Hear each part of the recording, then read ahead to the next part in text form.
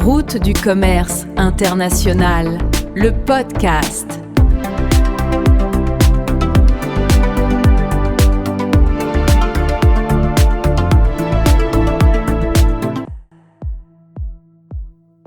Bienvenue sur Route du commerce international, le podcast où on parle des échanges internationaux de marchandises, simplement et sans filtre.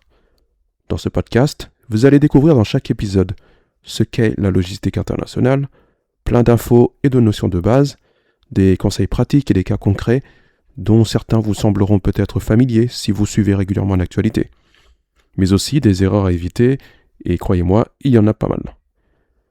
Vous êtes peut-être étudiant en logistique, entrepreneur ou en passe de lancer un business import-export.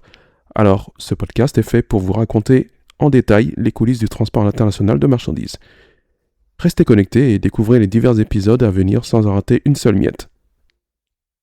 Sans plus attendre, passons au premier épisode. Une question simple. Pourquoi près de 90% des marchandises dans le monde voyagent par la mer ? Premièrement, une question de capacité.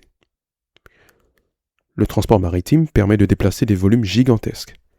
Un seul porte-conteneur peut transporter plus de 20 000 conteneurs. À titre d'exemple, le navire MSC Irina de la compagnie MSC embarque à lui seul plus de 24 000 conteneurs à bord.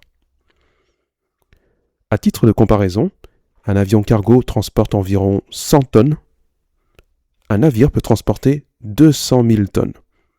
Autrement dit, un seul bateau peut remplacer des milliers de camions. Deuxièmement, une question de coût. Le transport maritime est aussi le mode de transport le moins cher.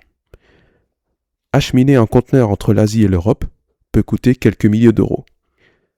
Si la marchandise était transportée par avion, le coût pourrait être 10 à 20 fois plus élevé.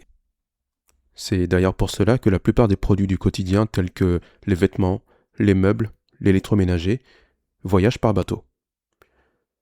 Troisièmement, une infrastructure mondiale. Le commerce maritime repose sur un réseau gigantesque de ports. Certains ports comme Shanghai, Singapour ou Rotterdam sont devenus de véritables portes d'entrée du commerce mondial. Chaque jour, des milliers de navires circulent entre ces différents hubs. En conclusion, le transport maritime est donc la colonne vertébrale du commerce mondial. Sans lui, il serait presque impossible d'acheter des produits venus de l'autre bout du monde à des prix accessibles. Dans le prochain épisode, nous verrons le voyage d'un conteneur depuis l'usine jusqu'au client final. À très bientôt sur Route du commerce international, le podcast.